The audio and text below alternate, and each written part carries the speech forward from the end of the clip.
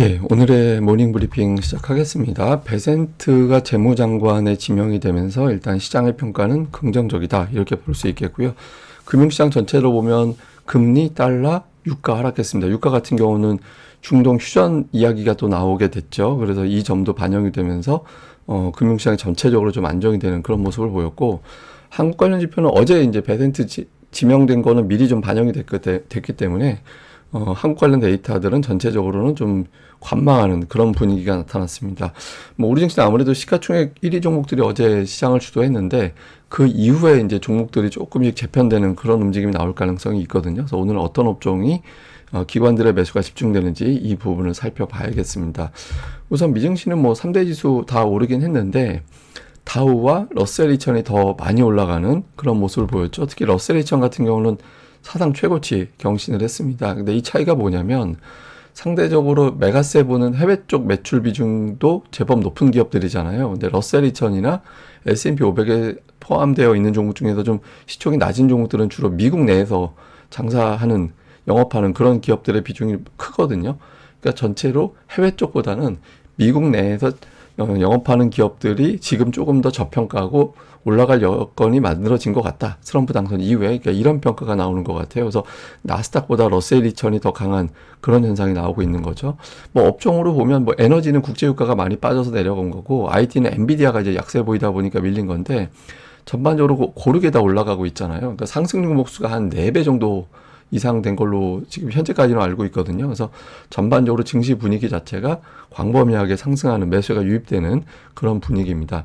뭐 베센트 지명에 따라서 시장에서는 대부분 긍정적으로 평가하는데, 그냥 요약하면 이거 같아요. 그래서 트럼프의 극단적인 무역 정책, 그다음에 관세, 세금 이런 것들에 대해서 통제하는 역할을 좀 할 것 같다. 그러니까 뭐 지금 관세 엄청나게 부과한다라고 하는데 이 사람은 좀 자유무역에 가까운 그런 사람이잖아요. 그러면서 관세는 그냥 협상용이다, 뭐 이런 취지로 이야기를 했거든요. 그래서 뭐 이야기한 대로 그 수준의 관세가 부과되지는 않을 것 같다. 또 미국이 국채 발행을 엄청나게 많이 해서 금리가 뛸 거야, 이런 우려도 있는데, 이 사람은 또 미국 정부 부채를 일정한 범위 안에서 가두어야 된다, 이런 주장을 하는 사람이거든요. 이러다 보니까 전체적으로는 트럼프의 어떤 강경한 정책을 좀 온건하게, 좀 부드럽게 만들어줄 수 있는 사람이 지명된 걸로 보여진다, 이렇게 이제 평가가 되는 거죠.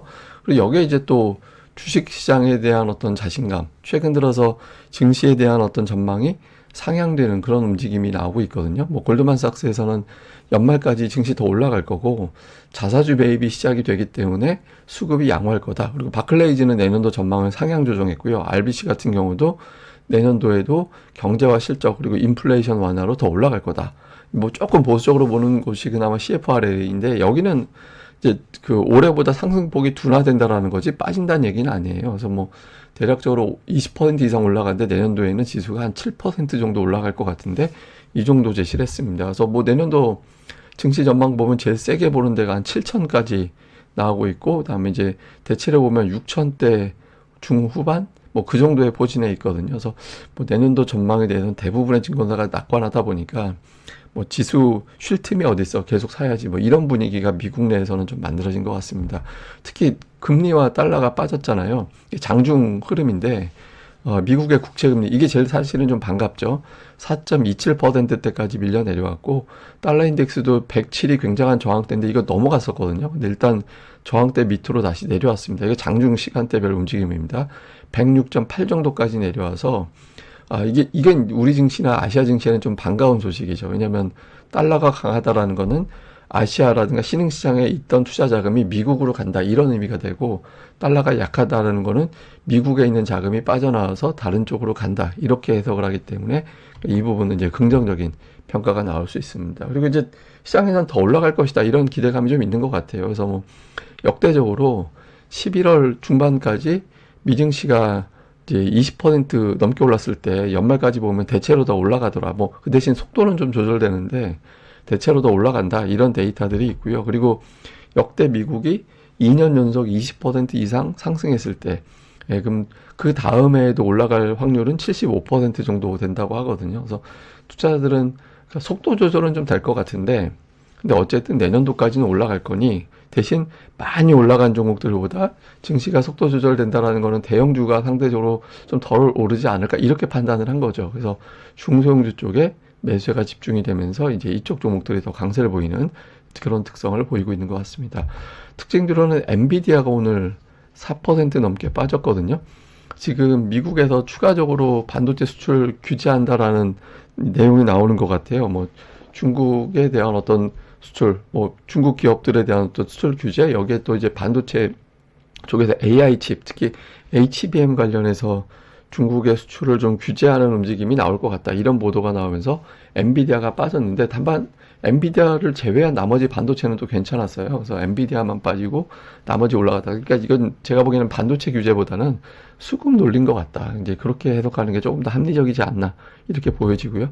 테슬라도 오늘 빠졌는데 역시 4%. 그러니까 엔비디아 테슬라 팔아서 다른 쪽으로 가자 이런 분위기인데 재련이 있었습니다. 이게 뭐냐면 캘리포니아에서 그 트럼프가 전기차 보조금 없애면 주에서 리베이트를 제공할 거다. 그러니까 주에서 자체적인 어떤 보조금을 주겠다라는 거거든요. 그럼 테슬라가 올라가야 되잖아요. 근데 이 캘리포니아 주지사가 머스크를 되게 싫어해요.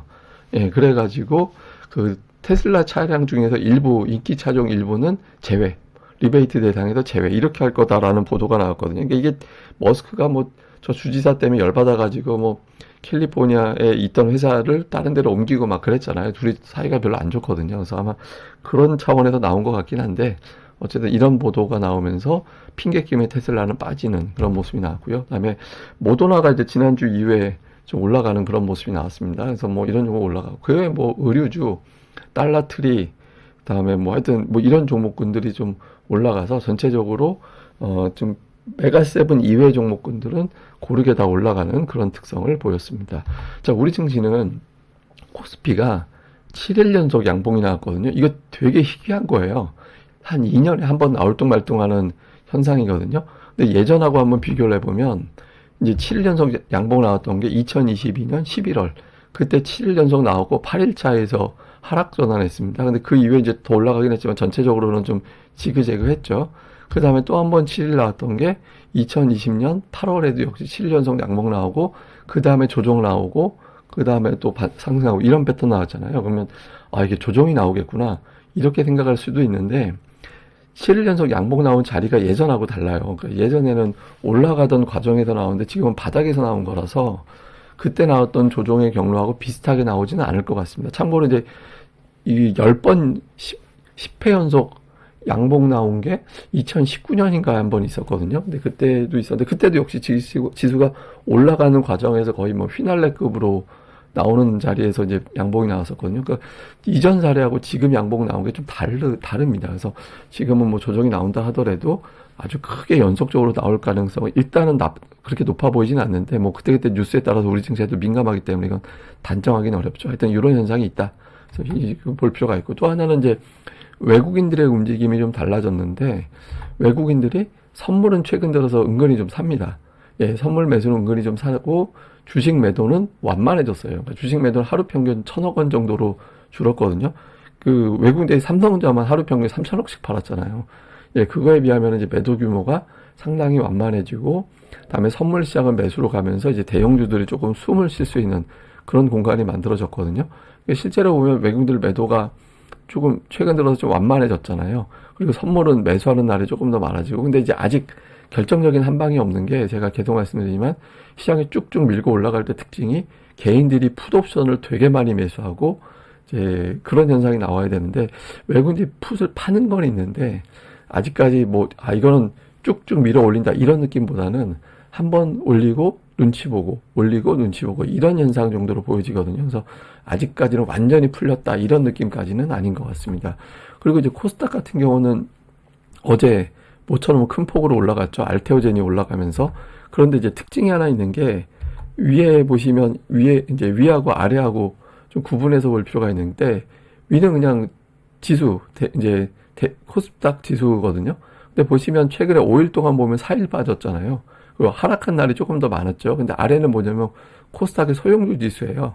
예, 그 기간 동안 보면 5번 오르고 2번 빠지는 상승이 더 많이 나왔죠. 이게 어떤 의미냐면 코스닥 같은 경우도 지수가 빠져도 종목들이 버티는 흐름이 나오고 있다라는 거예요. 그래서 삼성전자 자사주 매입 날짜 전후에서부터, 그러니까 삼성전자가 급등을 하고 그 다음에 곧바로 자사주 매입에 대한 공개가 되고 하면서 투자자들이 좀 자신감을 갖기 시작했다. 그래서 그리고 신용이 많이 털렸잖아요. 그러니까 신용이 털린 상태다 보니까 좀 나올 만한 매도 물량도 좀 줄어들어 있는 상태라서 전체적으로 보면 이제 조금 시장이 견디면서 종목 장세가 전개가 되는 그런 환경이 만들어졌다. 이 점은 좀 다행스러운 대목 이렇게 봐야겠습니다. 자, 전체적으로 요약을 해보면 국채 금리와 달러가 내려간 거는 좋죠. 그러니까 우리 입장에서는 올라가면 안 좋은 게 금리 달러 유가거든요. 물론 이제 유가가 올라갈 때 경기가 좋아서 올라가는 거면 우리나라 수출 환경이 좋아지는 거니까 상관없는데 지금 유가는 꼭 그런 것만은 아니잖아요. 그래서 어쨌든 그건 빼고라도 금리와 달러가 내려갔다라는 점은 다행스러운 대목. 그 다음에 이제 보호무역 이슈. 이게 전 세계적으로 제가 한번 차트 보여드린 적이 있습니다만은 미국이 무역전쟁, 트럼프 1기 때 무역전쟁 극단적으로 펼칠 때 2018년도 2019년이잖아요. 2018년 시작점에서부터 2019년 종가까지 봤을 때 미국은 올랐어요. 미국을 제외한 세계 증시는 제자리였고 중국은 5% 정도 빠졌거든요. 근데 한국은 15%가 빠졌어요. 그러니까 무역전쟁 국면에서 가장 피해를 입은 나라가 우리나라였거든요. 근데 이런 우려가 배센트 지명으로 완화가 된다? 이렇게 해석이 된다라면 외국인들의 움직임이 어떻게 될까? 또 하나는 이제 달러 인덱스가 원달러 환율이 1,400원에 진입하고 2, 3주 정도 지나가면 외국인들이 매수로 반전하는 그런 패턴이 과거에 좀 있었거든요.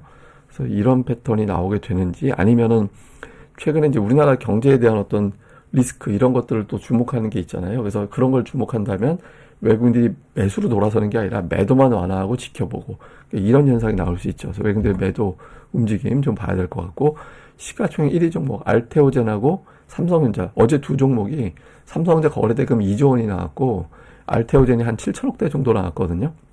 근데 이제 삼성전자는 거래대금이 실려도 상관이 없는데 알테오젠은 어제보다 거래대금이 더 줄어드는 게 좋죠. 그래서 이런 흐름이 나오는지 그리고 이제 그 달러 강세 이건 뭐 제가 이제 설명드린 거니까 제외하고 이거는 뭐냐면 코스닥의 분기 차트입니다.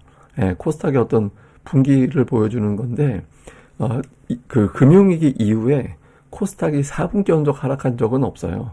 예, 그렇기 때문에 일단 다행스러운 게 하나가 있고 또 하나는 차트에서 볼 때 이 지지선, 그러니까 분기 차트에서 60선이 중요한 어떤 반전의 어떤 역할을 하는 그런 역할을 하는 지지선이 됐었거든요. 근데 이번 달에 깼다가 돌아서고 있잖아요. 그래서 보통 이 자리 지지되고 돌아서면은 바닥은 친 걸로 시장에서는 보거든요. 그래서 지금 그렇다고 우리 증시가 뭐 터무니없이 좋게 올라갈 만한 여건도 아니니까 뭐 엄청난 상승장 이렇게 기대하기보다는 최근에 많이 빠졌던 낙폭주들 중심으로는 매수가 들어오면서 돌아서는 그런 움직임이 있기 때문에 되게 많이 빠진 종목들, 그 중에서 테마성 종목들 말고 업종으로 분류가 될 수 있는 종목들 같은 경우는 이제 수급이 이제 막 턴하는 종목들이 나올 수 있습니다. 그래서 이런 종목들에 대해서는 좀 관심을 가져나갈 필요가 있다. 이 정도로 보시면 될 것 같습니다. 예, 그럼 또 오늘 하루 또 잘 보내시고요. 저는 또 다음에 뵙겠습니다. 이 방송 구독하기와 좋아요 꼭 좀 부탁드립니다. 감사합니다.